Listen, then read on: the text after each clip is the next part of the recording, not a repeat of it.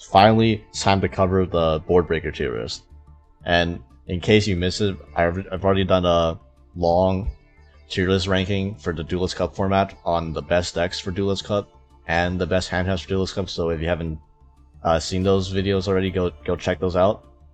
And let's begin our board breakers. And first off, because Master Duel is strictly a best of one format, at least as Duelist Cup is concerned, board breakers are evaluated very differently in Master Duel as compared to, say, the TCG.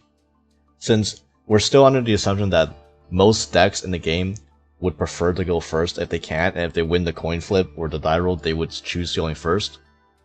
And because of that, there are certain board breakers that are just useless going first, and they're basically dead cards in your hand if you draw them going first. It's an opportunity cost you have to take keep in mind. In the TCG, this isn't a problem because games 2 and 3, you can side board breakers in and out based on if you know you're going first or not. So you never have the problem of I'm putting in a card that's dead going first when I myself am going first, and it might aid in myself bricking. But yeah, so because of that, there's board breakers that have utility going first and are actually useful, provide some value and some use when going first and going second, get a little slight bump in value in Master Duel. So let's get started. First of all, we have the trio of books. In case you don't know what Book of Lunar Eclipse is, it's basically just it's like a in between of Book of Moon and Book of Eclipse. Book targets one and only one. Book of Eclipse flips the whole field, and Lunar Eclipse specifically has the target 2. So this is basically like let's just say this is mainly for Arise Heart and Kashtira in general, and these books have value going first and second against Kashtira, which is really nice.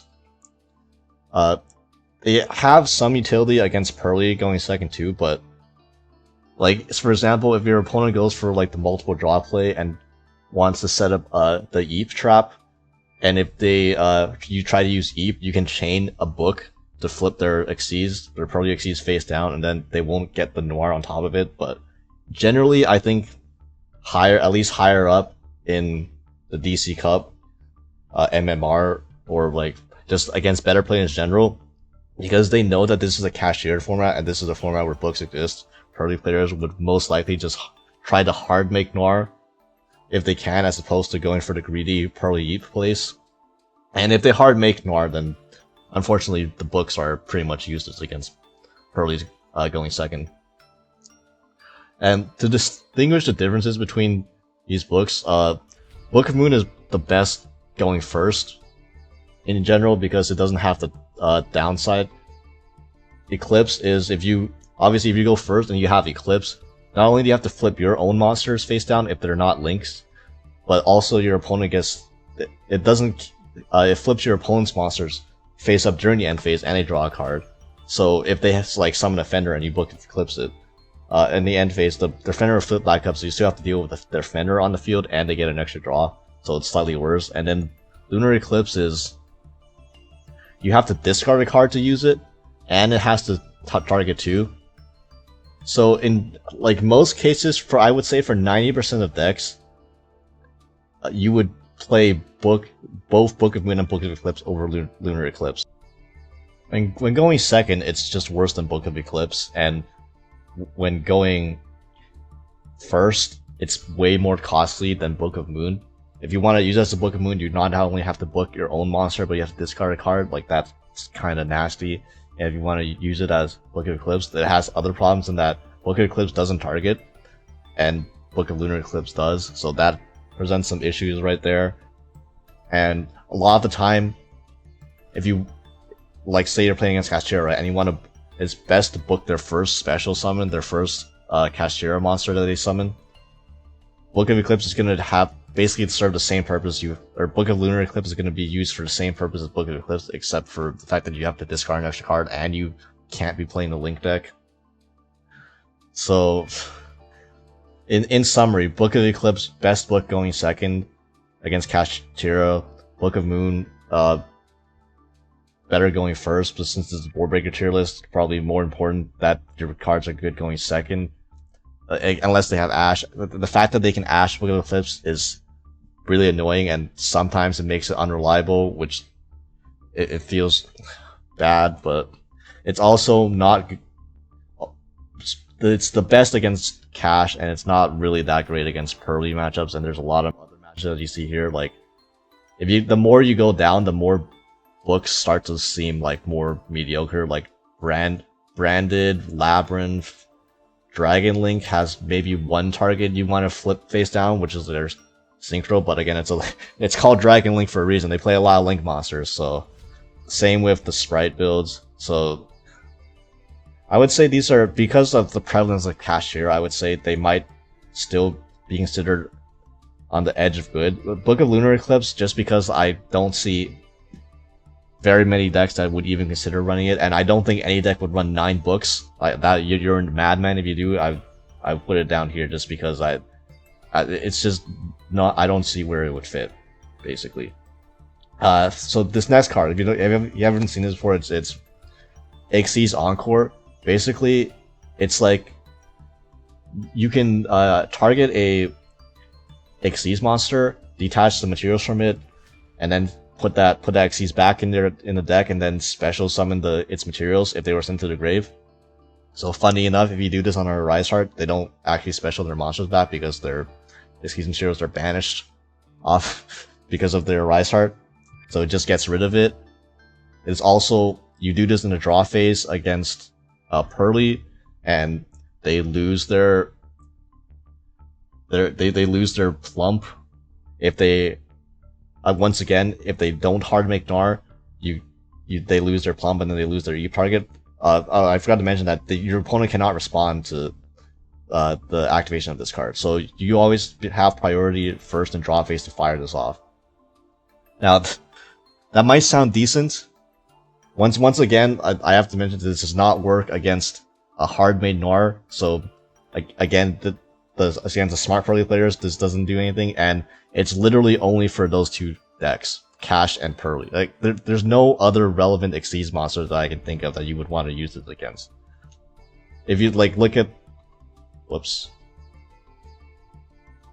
If you say wanna look at the other decks, like what Xyz are you worried about? Baguska or Dweller? Well, Dweller's hardly in the format, and Baguska and Dweller are pretty much only going to be made by exactly tier elements, and even then, tier only makes Baguska if you shifter them, and if you're shiftering them, I think you're... I feel like you should be worried about other stuff than trying to Xyz Encore a tier player after you shifter them. So, I mean, it is good at dealing with a Rise Heart, I'll give it that, but not any more so than, say, Book of Lunar Eclipse is. And it's not even the fact that Pearly Delicious Memory at 3 allows Pearly to hard make Gnar easier. It just hurts any kind of these kinds of cards that rely on your opponent to go for the eat play. So Change of Heart, and I didn't put it here, but also Mind Control. Mind Control is just strictly worse Change of Heart, so you always go for the 2 Change of Heart you can run before even considering Mind Control. And I probably wouldn't even recommend you play more than 2 copies of Change of Heart, if that, since I'm actually not a big fan of Change of Heart right now. First of all, does nothing against Pearly. Against a bunch of other decks, it's like 1-for-1 removal, which is okay sometimes, but against like the wide combo decks, they either will usually have negates up for a Change of Heart, or it's not impactful enough since they have multiple forms of interaction, like say Rika or Branded Despia. And I guess if you can Change a Heart of Borderland Dragon, it's nice, but I mean, what are the chances they're gonna let that happen? I don't know. Maybe it has better utility against Dragon Link, since you can attempt to at least bait out their Spell and Trap negates, and then you have a big payoff for Change of Heart. against Sprite, it's like they have so many forms of interruption. It's like it's meh. And even against Cash, right? So theoretically, this does out a Rise Heart, although maybe not in the way that you would think you wanted to, since they will simply. Smart players should probably chain their Rise Heart banish to banish their own Rise Heart to the Change of Heart. That way you don't get a free, Xyz monster that you can attack him and make use with. So in that sense, it's like you're using it as like smashing ground, which is like okay, I suppose it's around the Rise Heart, but like that's like equivalent to just imperming a Rise Heart. It's not the most high impact, and it has the Master Duel best of one problem of being useless when you go first.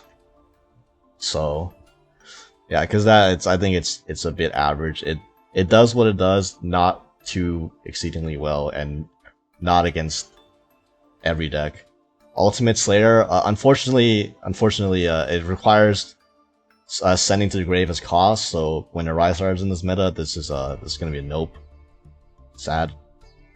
Enemy controller. This is like a costly Change of Heart.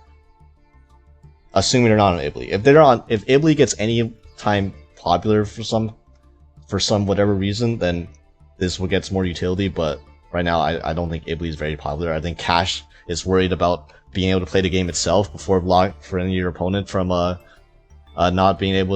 Cash opponent from not being able to play the game first. But it requires you to sack your own monster, so it is worse than Change of Heart in that sense most of the time. It does have the utility of having some utility when going first as well. Unlike Change of Heart, you can set it as somewhat of disruption, although that's super costly as well, because you either go -2 to disrupt them, or you're doing the equivalent of just changing their Xyz to defense so they can't make Zeus. But like how often is an enemy controller turning Xyz to defense gonna be the difference? If it's not a real interruption. It's only if you have more interruptions alongside the enemy controller that they're desperate enough that they have to make a Zeus play. Which, I guess it's better than nothing, but also I think it's, in terms of use as a board breaker, I think it's actually less consistent than Change of Heart is, and much more committal. Dark Ruler no more. Okay, so I have this. This might be a hot take, but I'm not the biggest fan of Dark Ruler no more. There's a couple reasons. Number one is the Master Duel problem. Not just the one where it's useless going first, because it is also useless going first, like a lot of these board breakers. But it doesn't break the board by itself. It mass negates, but you still have to make plays to get rid of the board on your turn. But because you can't do damage on the turn you activate Dark Ruler, your opponent is not going to die. So if by chance they have this little card called Max C, which every deck, 95% of decks run 3 of, and a third of the time you'll get Max Seed. You get Max Seed after you Dark Ruler your opponent, unless you're playing exactly Flu, I think you actually just lose straight up on the spot, like most of the time. Since you have to commit to special summoning to clear the board that you just negated. But because you're under Max C, you're giving your opponent like multiple draws, and basically giving them guaranteed follow-up to on the crackback, and they're not gonna die, so you're in a lose-lose situation in that case. That's definitely, I've been Dark Ruler before, and but I've had Max C, and my opponents were like, well, guess I lose. And beyond that, Dark Ruler is not comprehensive against every deck as well. Like, sure, it hits a Rise Heart. A Rise Heart is like the single boss monster with like the least protection in the game, especially with Prosperity limited to 1, so they can't even attach Infinitrack and stuff like that to it. If you look over you think it would be good against wide combo decks, right? Dark Ruler no more.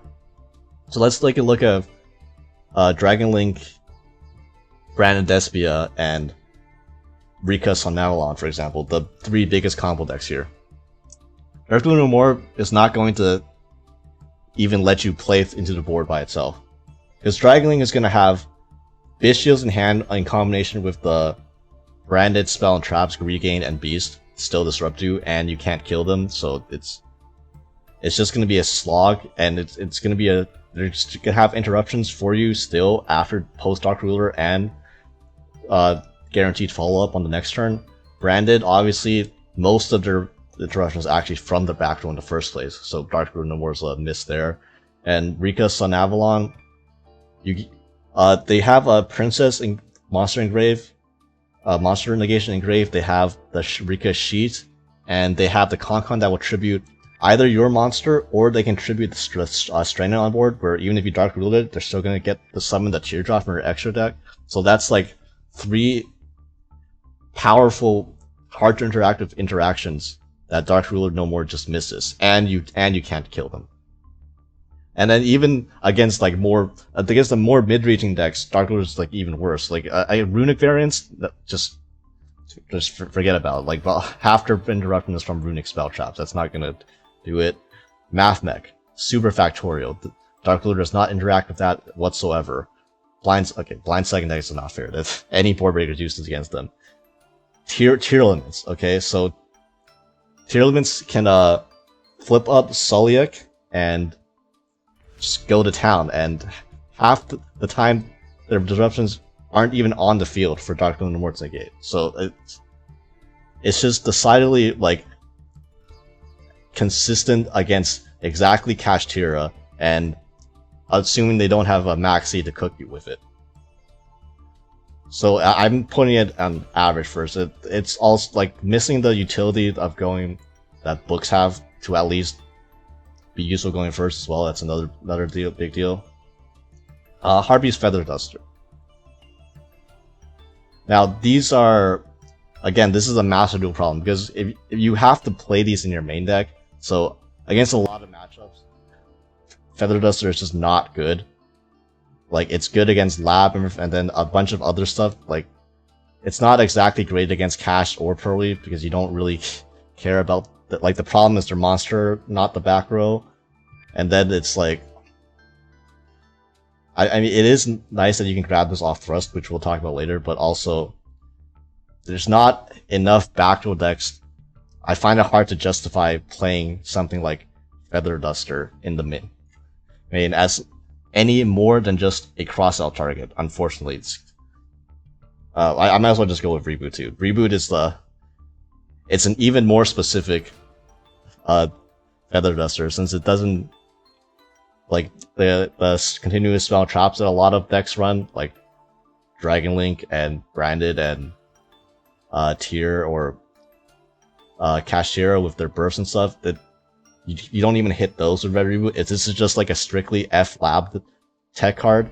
So this is it does win you the game 100% of the time you resolve it against Lab, but like it's so it's high impact against a very few matchups.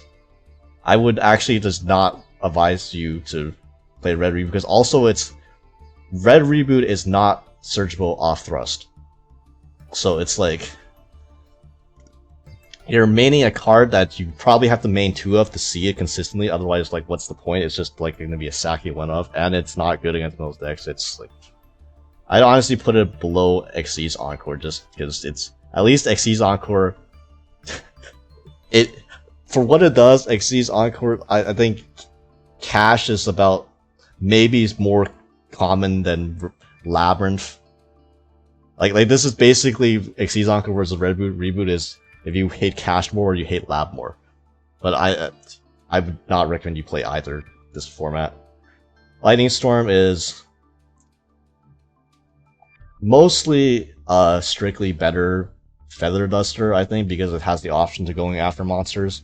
Although, again, top decking it, if games last long, imagine games lasting more than 3 turns is bad. It's also, sometimes it's occasionally more awkward to grab off thrust, since you might have to summon a monster to bait out a thrust, to bait out something for thrust, and then obviously Lightning Storm is not as live, but most of the time I would consider Lightning Storm better than Duster, although even then, a lot of people are still playing around Lightning Storm instinctively. Like 90 of the Rise Hearts I faced were summoned in defense mode, so it's not like this was like consistent out to Rise Heart even. And it doesn't funnily enough, it doesn't out Borderland, but at least you can choose which one to go after. So, hard time deciding whether I like this more than the Change of Hearts or less than the Change skills. Put it here for now. Evenly matched. Okay, so evenly matched. This is just gonna be a case of a lot of board breakers because this average tier is gonna be huge since it's gonna be like all the board breakers that don't have utility going first and are flawed in some way against one of the top decks. And evenly is actually flawed against both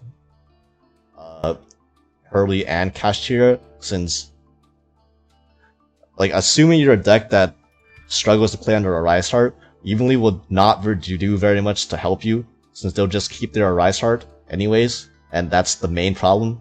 Same with Pearly, it's even less impactful against Pearly because you mainly just care about the Noir, which they're always going to keep if you evenly them. Which is why evenly has seen a drop in play, since against the two most popular decks, it's doesn't address the main problem. It does address Lab, so there is that. Against other decks, these wide combo decks, sometimes it's good. It's like sometimes Branded plays into it, sometimes Branded does not play into it, and then you end up using evenly as a Cosmic Cyclone, which is not really the best value out of it, using your battle phase. Then most other decks here in the tier 1.5 to tier 2 range, they will have at least some sort of spell trap negate, so you have to bait it out first, and then you can use your battle phase for evenly. And at that point, they've used like 2 interrupts. It's weird, this format. I would say, like, yeah, I'll put Lightning Storm below because Rise Heart is such a large part of the meta, and if you can't consistently even out a Rise Heart, I feel as a board breaker, you're like just doing something wrong, unfortunately. Now, if your deck doesn't care about a Rise Heart, then evenly is nuts against Cash, because then they're gonna keep a Rise Heart thinking it does something. But in fact, if you just play through it and they lose other cards, then evenly is nice. Like say in the mirror match, for example. Although I wouldn't recommend playing this in Cash tier to begin with, for a multitude of other reasons, such as your monsters themselves having good battle phase effects, and again, early is like the biggest annoyance for Cash, and evenly does not do it. Pankratops and Fender. So Pankratops normally in a vacuum is like for board breaking, Pankratops is better than Fender, since you can trigger whenever it's a quick effect, and it even has more attack, so you can use it to run over Fenders. Unfortunately, Pankratops is not going to be as high as Fender, because Pankratops is useless for 99% of decks going first, and the only deck it has used going first in is Dinos. And I guess Pendulum, you can Pendulum summon this out, I guess, but mostly this is strictly a going second card, whereas Fender is both good going first and second. So, and Fender also against NPC cash boards, the ones where they don't prep their Rise Heart with 3 materials, Fender is, funnily enough, an out to a Rise Heart. Also is an out to Fender has another way to out a Rise Heart, or another way to out cash boards is when they summon they use Trigger Shangri-La's effect during your standby, and if you run a copy of a Rise Heart in your extra deck, you don't even have to be playing Cashier. You could just run an Rise Heart as your 15 extra deck slot, which I've done in some of my decks that were already running Fender. You can just summon Fender, overlay into a Rise Heart, attack in Zeus main phase 2, and then wipe their board without activating a single effect, so you don't give their Unicorns, Fenders, or Fenders the chance to trigger, and you don't accidentally attach anything to a Rise Heart to make it live. So yeah, because of that, Pankratops, again, it's more along the lines of this category of it's a decent card. I actually like it better than Dark Moon No More, since it does a lot of times they have a similar effect of it kills 2 interruptions by itself, which is nice, and unlike Dark Duel no More, it can hit back row interruptions and not just the front row, and it doesn't... It can lead... You can OTK with Pankratops if you choose not to use this interruption because it's a 2600 attack free special summon going second. But again, as you see, a lot of the stuff in the average tier here are cards without utility going first. So if you're a deck that wants to go first, obviously, like I keep mentioning, it's not ideal to run too many of these in your deck. Fender, I would put up here. So I'm not going to put Fender in the broken tier because there's one flaw, and Fender does not out Noir, does not do anything to the Pearly board, unfortunately. So that's kind of a major, not a major flaw, but like one that would prevent it from being the perfect card.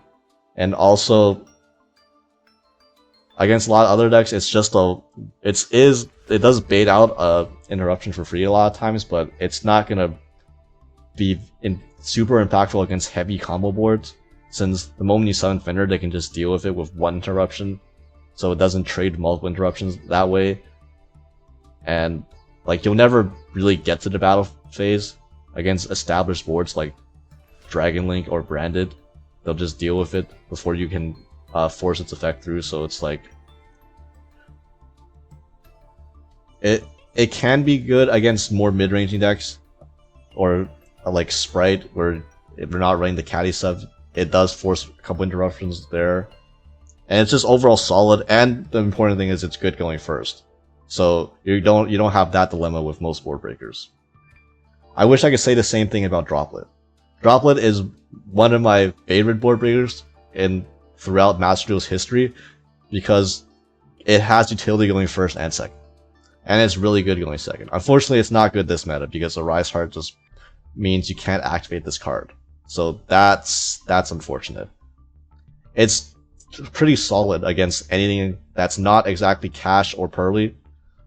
Unfortunately, that's kind of what the meta is right now, and also it's not good against Lab. So against the top 3 decks, it's actually not good against. So sad. I wish Droplet was better. Herald of the Abyss. Okay, so Herald of the Abyss is everyone's favorite thrust target. And this is one of the few cards that I've mentioned here that actually outs both a Rise Heart and Noir.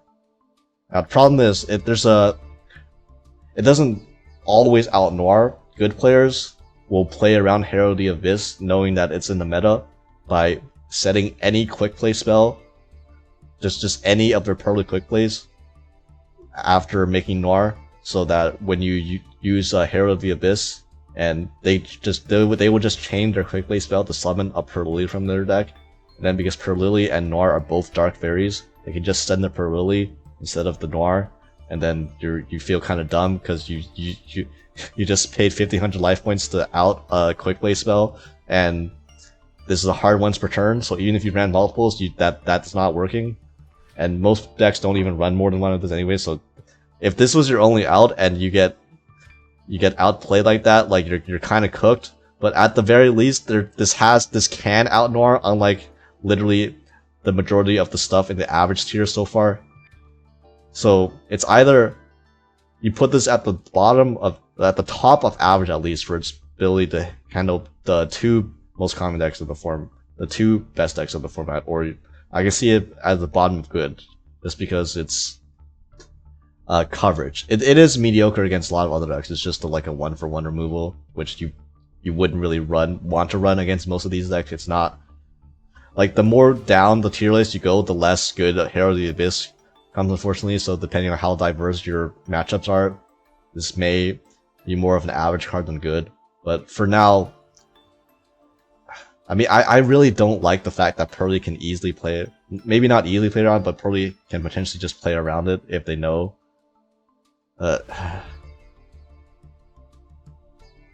We'll keep it here for now, since not everyone will know how to play around it. Tribute removals is next.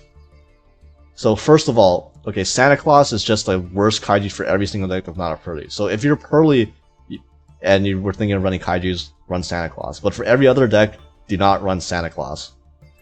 So because it's only good in Pearly, I'll just put it at the bottom at bad. Didn't indicate that you probably shouldn't run this card. Kaijus are another consistent way to out Noir and Arise Heart. It's actually it is way more consistent when you draw it than Herald of the Abyss, because there's no playing around a Kaiju with Pearly. Unfortunately, it gives them follow-up because you are the one sending their Noir to the grave as opposed to Herald of the Abyss forcing them to. So my friend Pearly is going to add 3 quick play spells back, and that really sucks. Like, it pretty much means you have to kill them the turn you Kaiju them. Otherwise, or deal with the my friend Pearly before you Kaiju them, which is really, honestly, that's kind of hard to do for most decks. So that is a major flaw with Kaijus. There's also it's hard to see Kaijus usually, since the only really way to search Kaijus is with Small World, which most decks are not going to want to play Small World just to search a Kaiju. Whereas Thrust is actually a good card that you would run anyways, so that makes Herald of the Abyss easier to access. Now, if your deck can OTK, or if your deck has a lot of spell chat removal for some reason, then I really like Kaijus. And also there's the problem of, like, you know, the more down you go in the ban list, and like against Lab, Kaijus it's just a 1-for-1 removal, and 1-for-1 removal is not really sufficient against the wide combo decks like Beeling, Branded, or Rika, and obviously it does nothing against stuff like Math Deck either. It's not impact. It can be okay against Naturia Runic, but sometimes it also does nothing against Naturia Runics if they have a Camellia on the field. Like, oh, you get rid of their beast, and then Camellia just summons it right back. It's like, oh, nice. And against sprite boards are too wide to where a single Kaiju really shuts them down. It does help though. It does help, so I would put Kaijus more along the good tier, even though it is the classic not good going first, but at least it does handle the most popular decks of the meta. Lava Golem is a bit more restrictive than Kaijus because you have to play a deck that's not relying on normal summon, which is even Kashtira.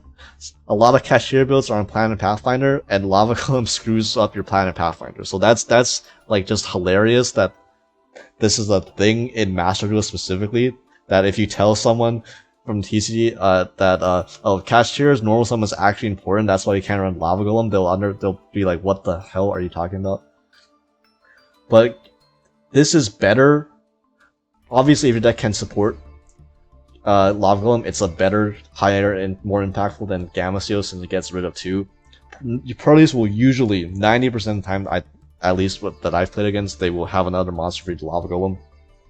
And obviously against Cash, you don't just get rid of the Rise Heart, you get rid of a Rise Heart plus like a Fender or a Unicorn if you want to push through a Zeus play, so that's really nice. And it's obviously more impactful against every other deck too, since it gets rid of 2 interruptions instead of 1. But it also you also need a specific deck to play this in for it to work, so I could see this either way.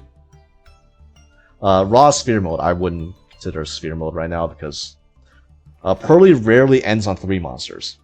So because of that, Sphere Mode is not consistent against Pearly, and for that reason I wouldn't really suggest it over Lava Golem. Just if you want wide tribute removal, just go for Lava Golem, or go for Kurikara.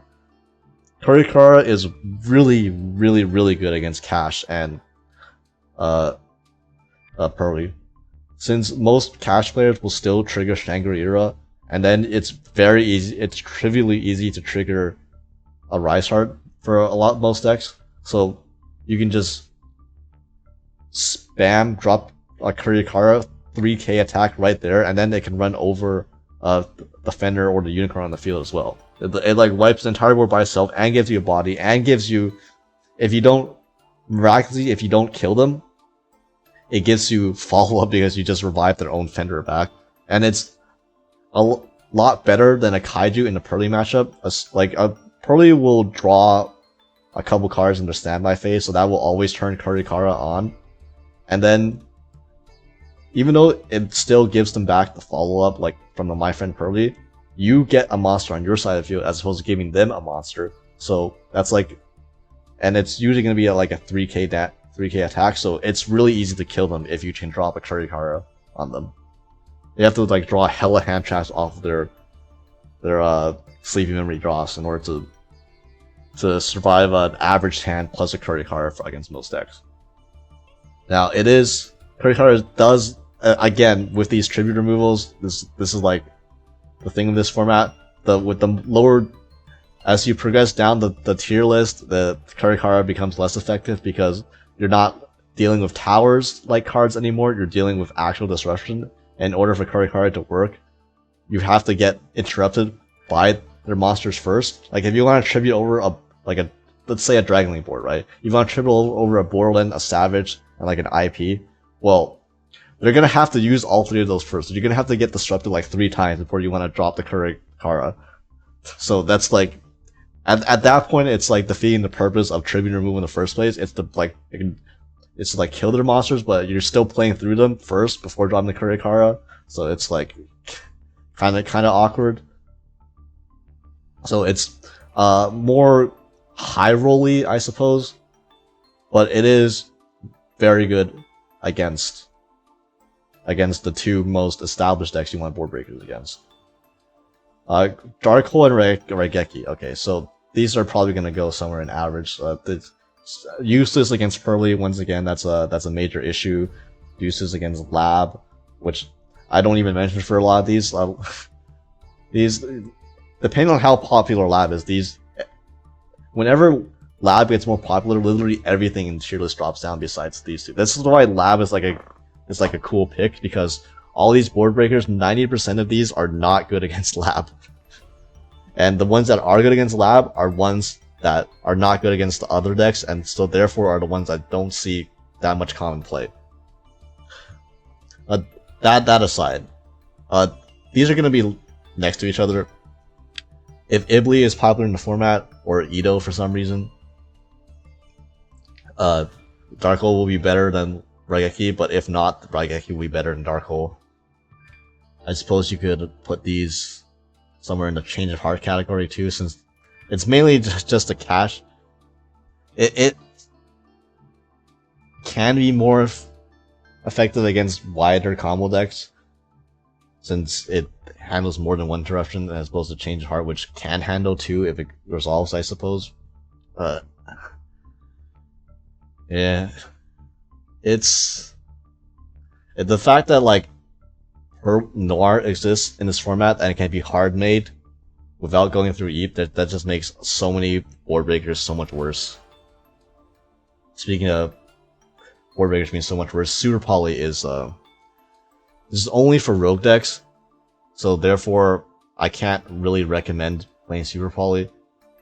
If you're really desperate, you can out and a Riser on Super Poly, but keep in mind you have to like use a normal summon on a dark monster, and then do Super Poly, pitch another card in hand that gets banished because Reinhardt's still on the field, and then all that to make a Mud Dragon that can't even run over a Fender that's just already on the field. Like it's really that's the only time it's live versus cash. That don't even get me started on like Pearly, because Pearly will never summon even going first, right? You would think that Super Poly at least has some utility going first. But against Pearly, they're never going to summon 2 Purlilies. So at most, you're going to be able to like Super Poly 2 of the Pearlies, the white ones, which it's the less important one. The Purlily, like the Purlily is the one you really want to hit, and Super Poly just usually will miss out on that. And then obviously the Pearly, like I keep saying this, it's nothing against Pearly as well, and this surprisingly is the most effective against Lab, and even then it's like mid at best against Lab.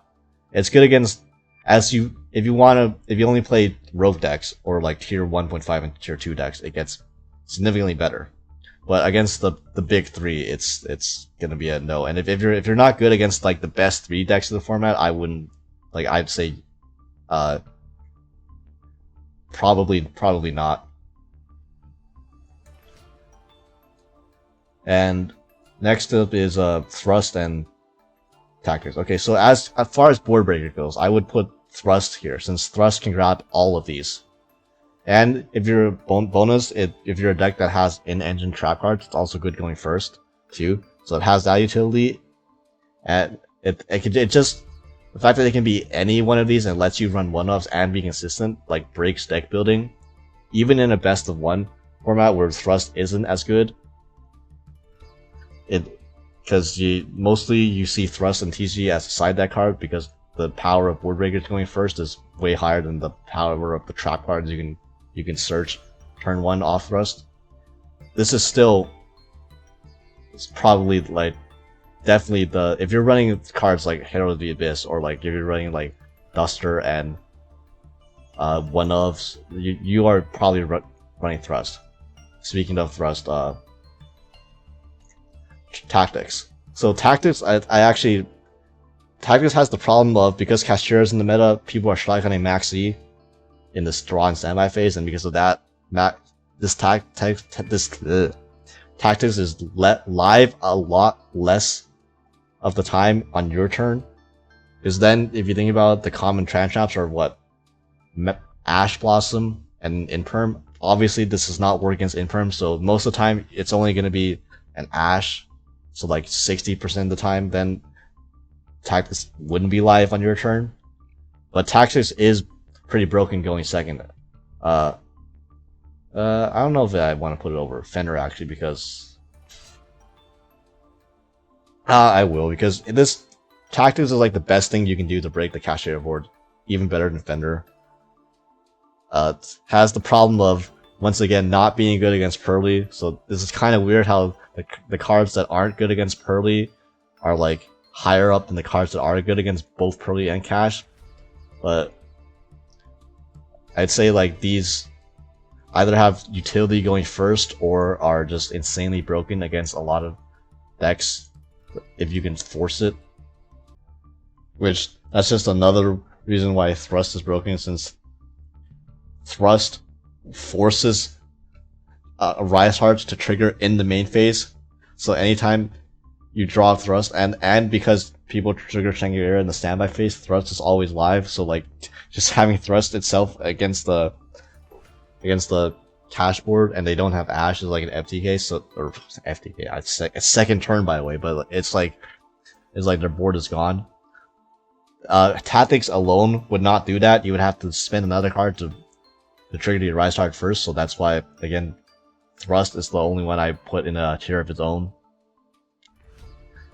And this good tier, I feel okay about the bad and average, but the good tier, I could, depending on what you value or like what you see as more important, you could swap everything from below Book of Moon, like Herald, Kite, and the tribute removal, to above these cards, since these are the cards that theoretically have utility going first and second, but aren't as good versus both Pearly and Cash, whereas these tribute removals plus Herald are good against both Pearly and Cash, but they don't have utility going first.